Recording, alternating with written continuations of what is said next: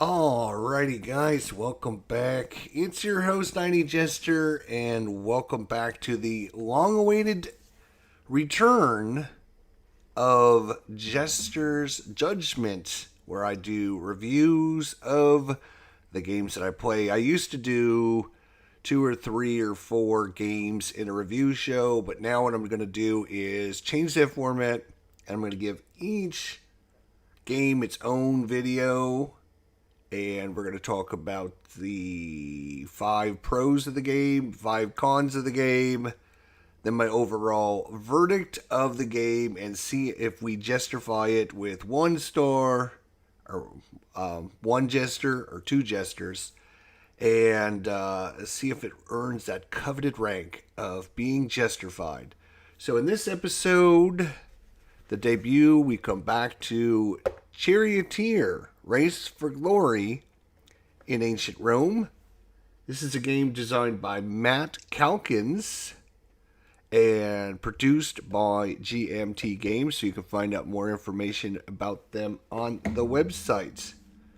So thanks to everyone for coming by. Again, we're going to be giving about a 15-minute review, hopefully a little bit less or more. And we're going to talk about all the good things about the game, all the bad things, kind of talk about my experience with it, and then give you the final verdict. Is it worth your money? Is it worth your time?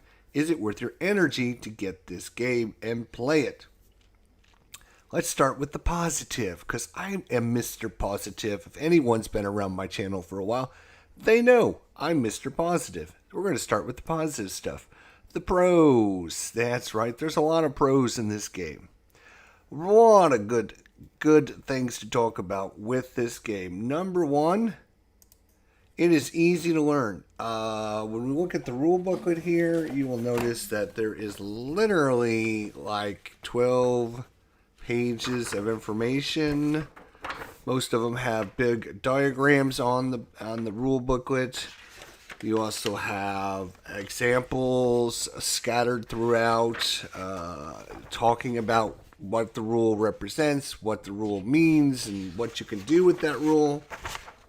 And I'm going to adjust the microphone so it stops coming in and out. Setup, it goes over setup very quickly. You can see, for your Euro gamer out there, this is a very Euro page where they outline everything and list every single thing that is done for setup, and it's very clear and easy to follow along. I learned this game in literally an hour. I skimmed through the rule book, I watched a video online, and before you know it, I was up and playing, no problem. It is an easy to learn game. Doesn't mean it's simple, it just means it's easy to learn. There's not a ton of rules with this game. It's just well designed. And there's just, it's just very, I'm not going to say simplistic, it's very streamlined in its design, which makes it easy to learn. Number 2, it brings in the Charioteer, if you're not familiar, is basically chariot racing in ancient Rome. It brings in a very unique system. You have a lot of set collection with your different cards you're using to play. It uses a mechanism for different skills. So each player is going to start with different ratings for their skills based upon the card they get. There is a unique system for how you actually go around the corners in this game. Not super hard, not super difficult. It's just a unique way I've never seen done, and I will really like it. And it brings some strategy into the game, keeping those cornering cards for when you're coming up to a corner, because that way you can go around the corner much easier and faster. So it does have a really nice and unique system. Number 3, I was able to play this 3-handed solo, and it did pretty good. I think you actually can do 4 players solo. You might even be able to do 5 or 6 players solo if you're just going to try it out at home. And what I realized all of a sudden is I don't have the 5 best. Oh, right there it is. There it is. Sorry about that. So we're talking about the 5 best, obviously, the pros.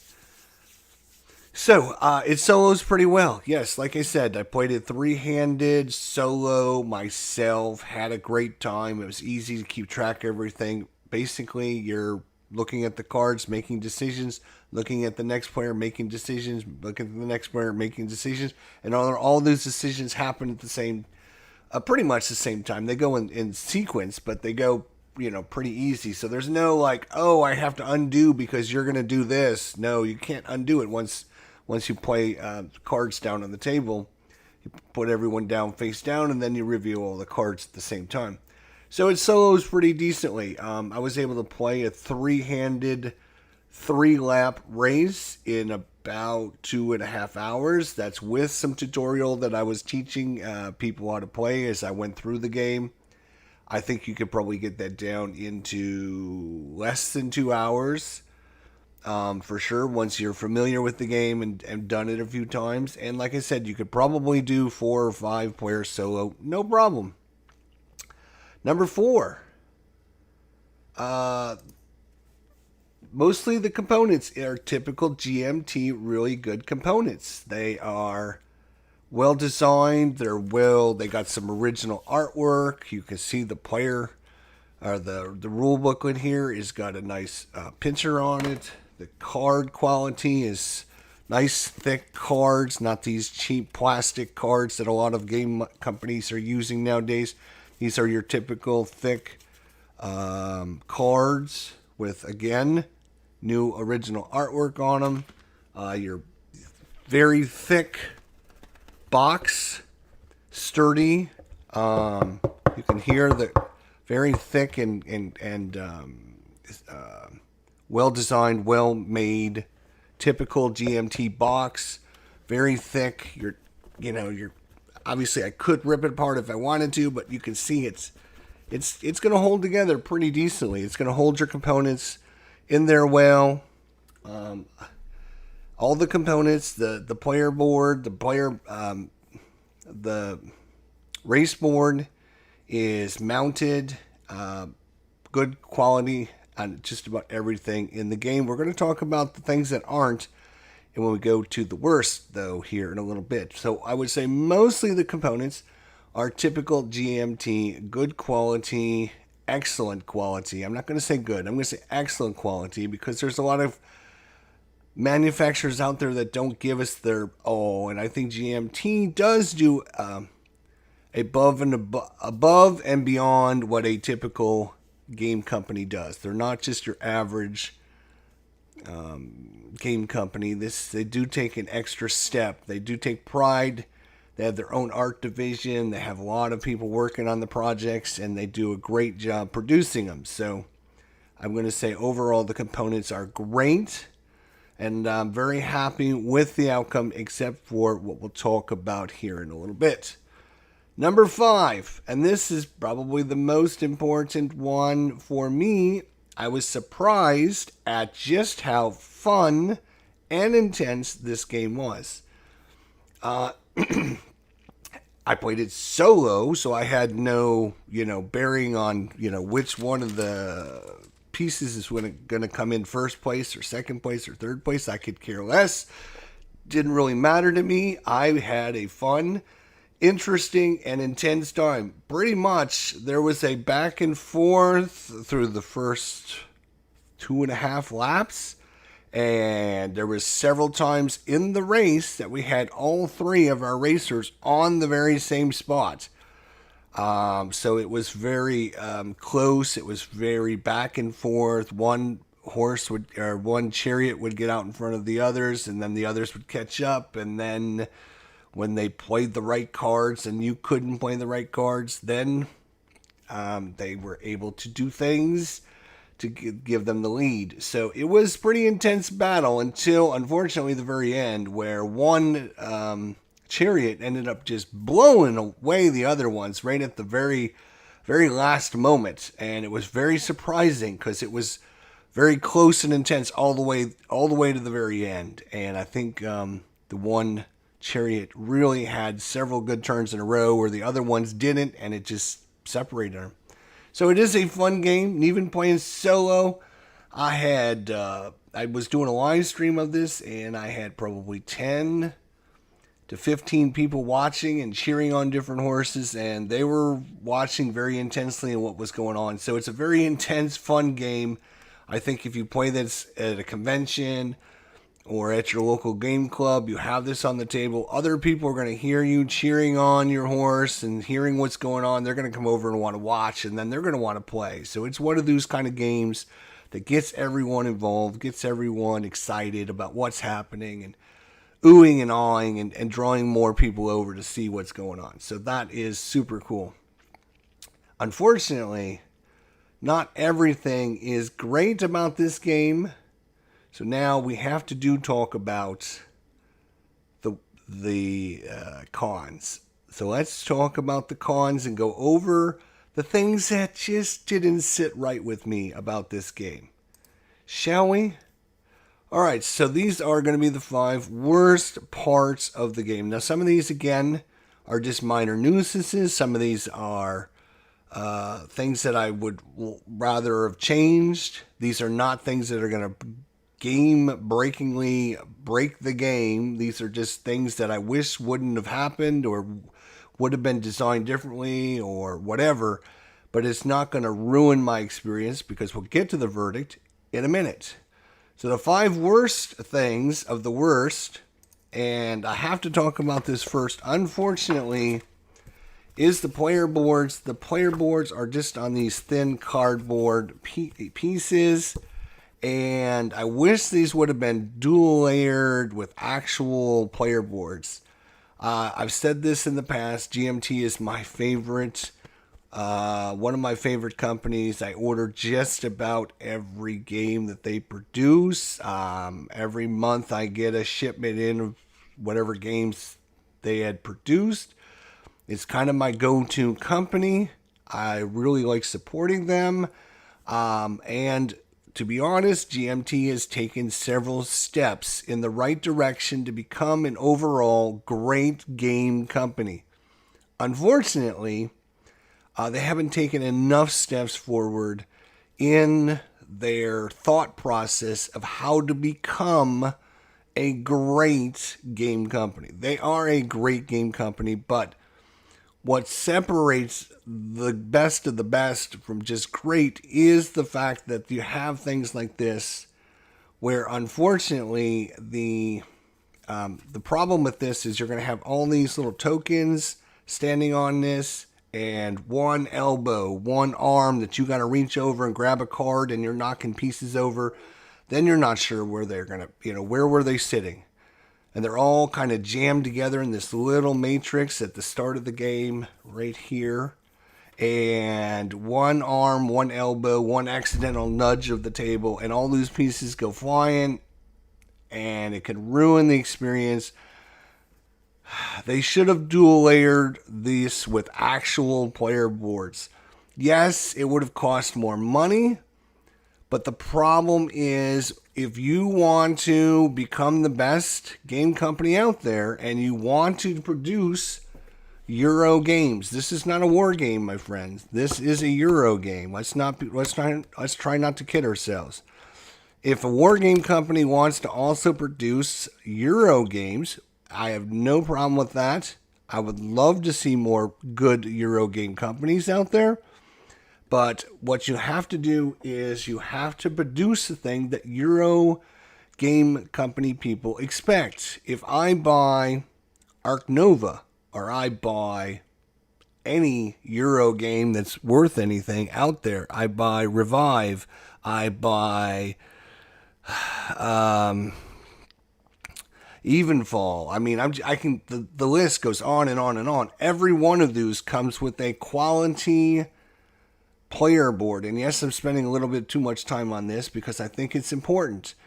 GMT wants to draw in Euro gamers. They want Euro gamers to go, oh, that's an interesting game. I would like it. Oh, it's from a game company called GMT. I've never heard of them. They look like they do pretty good stuff. I might want to order this game. The problem is, and I say this with, again, my whole heart into this and giving you my honest opinion, is if GMT, a lot of Euro players are going to want to purchase this and they're going to say, you know what? For as much money as they want for this game, I'm not going to spend that because of the player boards. And you can have one component like this that ruins the experience for Euro gamers. Euro gamers are used to dual layer boards. That's just the fact of life. Every Euro game that's worth anything comes with dual layer boards. If you want to make a game that's going to draw in Euro gamers, and again, there's nothing wrong with that, but if you want to do that and you want to satisfy them, then you have to produce the things that they want.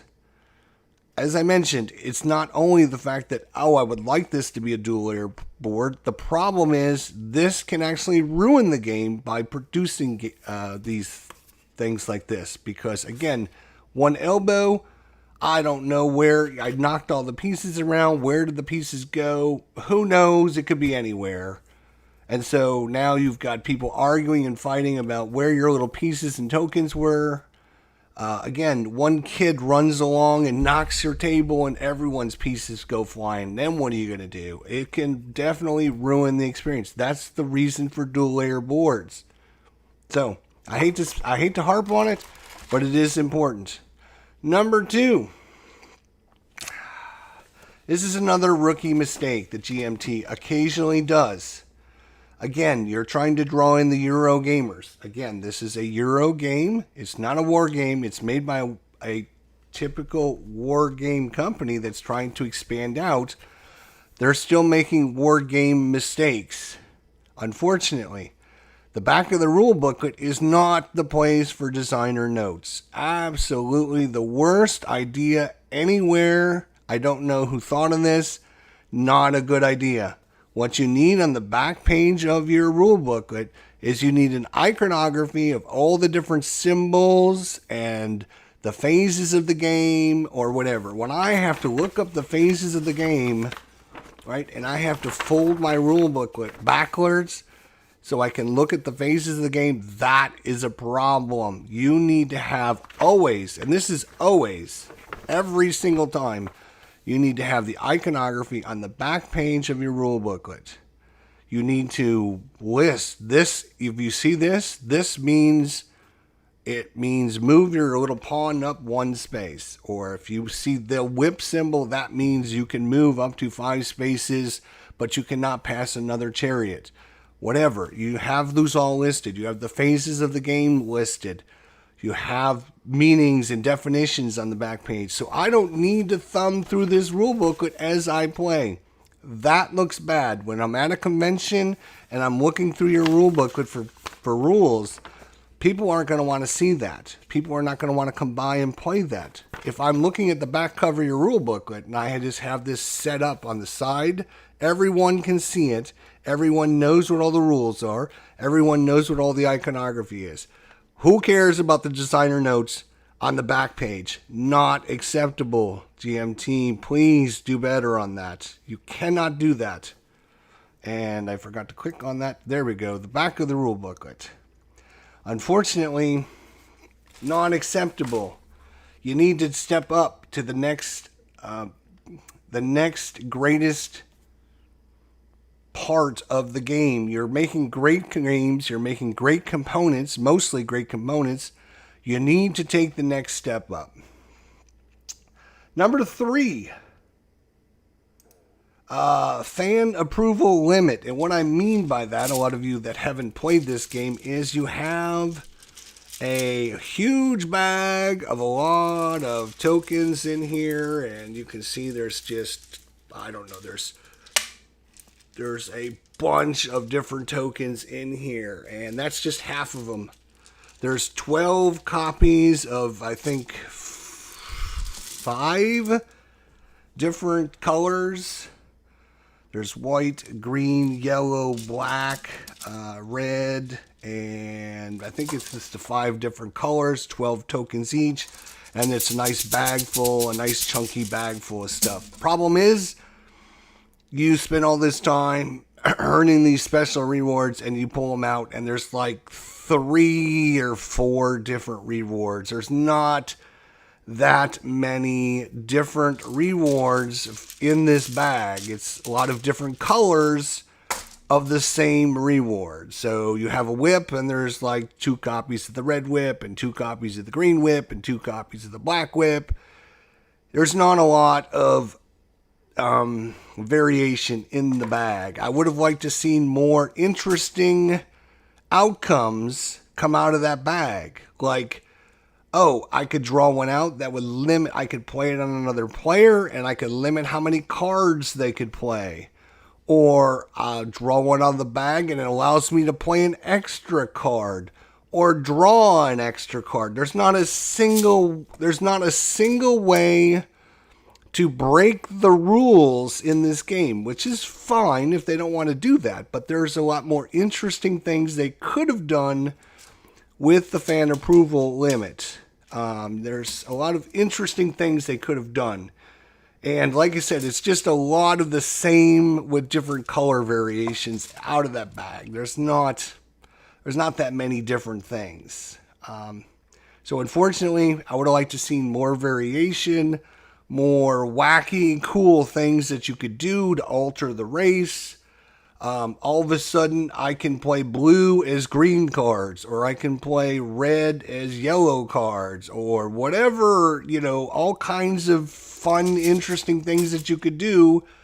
I mean, I'm just thinking of things off the top of my head, and I'm finding things that are not in this bag. So they could have done a better job of giving you more interesting things. These are very gamey, non-interesting, just kind of, they do something and then, they give you like +3 to your movement. Woohoo! I get +3 to my movement. Oh, that is so exciting. No, it's not really that exciting, to be honest. What would be more exciting is if I played one on somebody and all of a sudden, instead of their great hand that they were thinking, they had to randomly shuffle their cards and discard 2 cards. That would have been more interesting, because now I could mess up his great hand by playing this token on him. Things that are very interesting like that could have been done. They weren't, though. Number 4. This is kind of a bone of contention with me, because GMT has done a great job of producing things that have solo modes in them. There is no dedicated solo mode in this game whatsoever, which is very surprising, because I think creating a solo mode for this game would have been super easy. All you have to do is create a deck of cards. You flip over the deck of cards and you say, the horse in first place goes 6 spaces and they play these red cards and they do this attack.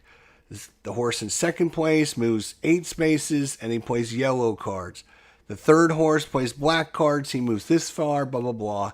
And you just have a deck of cards just like Heat. I don't know if you played the game Heat, but you have a deck of cards that basically tells you what the chariots do. I keep calling horses, but you tell me what the chariots do. I can do that. I play my horse. I think it would be very simple to create something like that. I've even been thinking myself, I could probably create a deck like this. Maybe somebody's already done it, but I'm very surprised that either the designer or GMT didn't get on the designer about creating a solo mode for this, because I think a lot of people would have loved to play this solo, because again, it's not a super complex game. It's not a super complex game, so you don't need a super complex solo mode. You just need to tell me what happens to the horses. I draw this up, boom. Okay, this horse moves 5 spaces. This horse moves 6 spaces. This horse moves 8 spaces. And it shows me what color cards they play, because that might alter what I can do or how I do things. So it wouldn't have been that hard to create a solo mode, and I'm very surprised there isn't a solo mode in this. Very disappointed, actually. Number 5. You have a set of cards. You're going to have 8, 2, 4, 6. You're going to have 8 cards in your hand. And you're literally getting ready to play your turn. You're going to look at your cards. And again, this is part of the design decision, is your hand can limit what your decisions are based upon the cards that you have. If I don't have any red cards, I can't play a red card, which means I might not be able to match what the Emperor got to do. There's nothing I can do about it because I don't have the cards in my hand. There is one token in the game that allows you to exchange cards, but it doesn't help you for that turn. It just helps you for the next turn. So when you get a crappy hand that doesn't match anything that's coming up, because as you're playing through the game, you can see the next three turns of cards, and you can see it might be black and green coming up, and you're like, I have no black and I have no green. What am I going to do if I don't have any black or any green? You're screwed. That's what happens, and you can lose the race by that. Is that a bad design decision? No, I'm just saying you are limited in what you can do. You can always play cards. It's just not going to be optimal for your decision based upon the cards that are played. I wish there would be a better way of, like, if you pass a horse, like this you could house rule this, as a matter of fact. If you pass a horse, right, or you pass a chariot during the race or during your turn, you can discard 2 cards. Something like that. Just a little bonus to let you kind of fine-tune your hand for the next turn coming up, or the next 2 turns, or the next 3 turns. There is really no way to alter the cards that are in your hand, which can limit your decisions. Oh, guess what?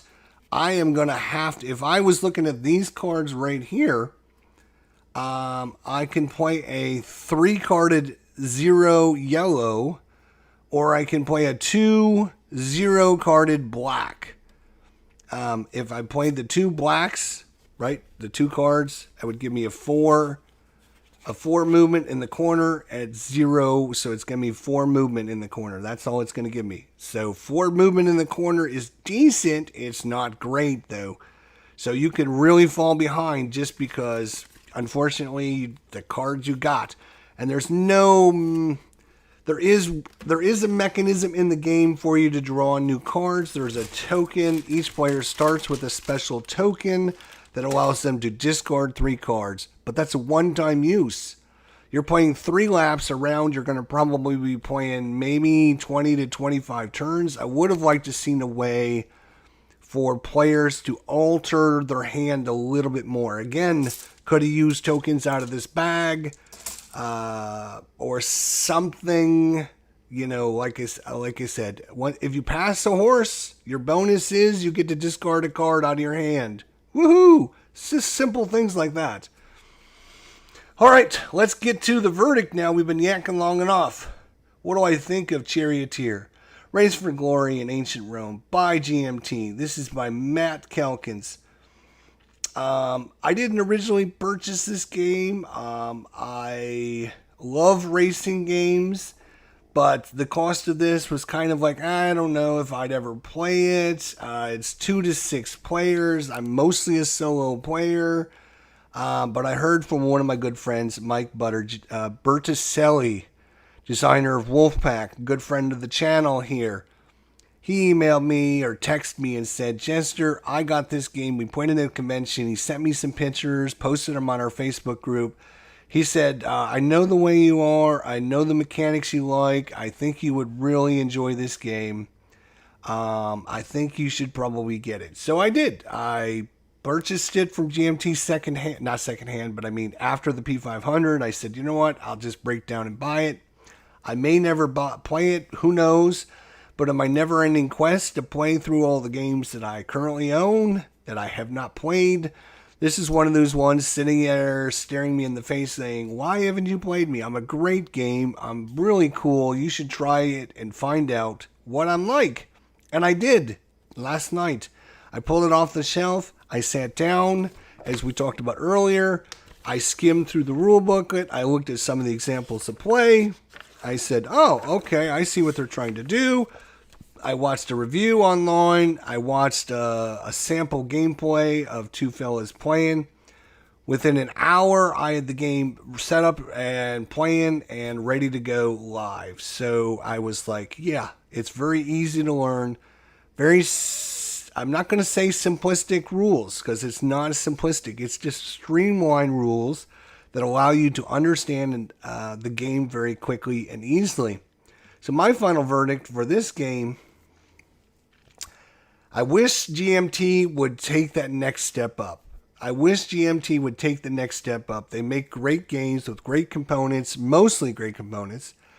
They have new great artwork. They've put a lot of time and effort into their games. And then they always have these things that drag them down from becoming one of the elite game manufacturers out there.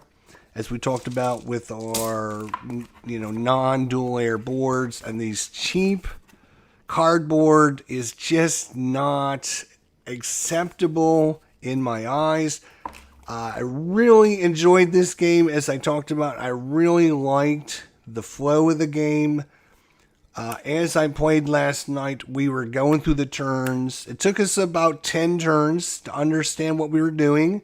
But after about 10 turns, we were going through. We were having a great time. We were three-handed solo, having a good time playing this game.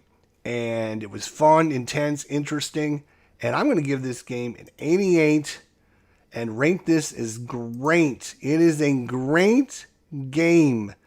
Not elite, not awesome, but great. Anything between 86 and 90 is a great game. Anything above 90 is going to be elite. It's going to be the best of the best. This is a great game, and I am going to give it one, and only one, Jesterfied, which is great. It's been Jesterfied, which is my seal of approval. If you get 2 seals of approval, you are one of the best games out there in existence. Having 1 means you are a great, awesome game. I would recommend you to everyone. And again, even though I say negative things about this game, I still feel positive about it. It is a great experience. I had a great time with it. It was fun. It was intense. It was interesting. The game played solo, awesome, 3-handed, 4-handed, 5-handed. It doesn't matter. It's not hard to learn. Some of the components are a little sketchy. The blue cubes for damage. Again, I don't understand how blue represents damage, but that's a minor quibble. A lot of the complaints I have about the game are minor quibbles. The one not minor quibble I've talked about, and I'm not going to rehash it, it's the player boards. But if GMT continues making these games, I really hope they take the next step. They've taken several steps in the last 5 years with their art and their production and their quality and their components and everything, and they keep taking steps forward. They just need to finish and take the next step up and say, if we're going to produce a Euro game, we should have X, Y, and Z with that to make it so that Euro gamers are going to want to purchase this game. Okay, I can see how Euro gamers would not want to purchase this game looking at this board and saying, no, that's just not acceptable. I feel the same way. I still feel it's a great game, but these player boards are not acceptable. I would have to go and maybe go to Etsy or something and see if someone created a player board and get a dual layered player board from them, which would cost me an extra $20 or $30 or whatever it's going to cost me. That's something that GMT should have done and put in the box. And if it costs more, then you charge people more for the game. It's as simple as that. People, I know GMT is very against charging people a lot of money for the game. But here's the thing. Games now are not $30 to $40 on average anymore. The games that were 30 or 40 are now 40 to 50. And the games that were 60 to 70 are now 80 to 90. That's just the way life is nowadays. When we went to, yesterday, me and my wife went to Freddy's hamburger stand or something. And I got a double, she got a single, we got the combo meals, and it was like $30 for that. And we were like, wow, this everything costs more. And I understand, GMT wanted to keep their costs down for their customers, and we do appreciate that. But I personally would rather pay more for this game if it had dual layer boards. That's the way it would. I would love to have dual layer boards on this. Anyways, that is my review. The verdict is 88 out of 100. We've Jesterfied Charioteer. Race for Glory in Ancient Rome. Thank you so much for joining me. Don't forget to like, subscribe, and leave your comments down below if you watched our playthrough. What do you think? Is this something you might like? If this review convinces you to buy this game and you buy it and you enjoyed it or didn't enjoy it, I would love to hear your comments down below, because I would like to mention this in my next review or down the line at the end of the month when I have my monthly reviews. I can say, of the reviews that I did, 38% said that they got the game and didn't enjoy it. Or 87% said they enjoyed it and had a great time with it, or whatever. So leave your thoughts and comments down below, and we will see you for the next Jester's Judgment next time.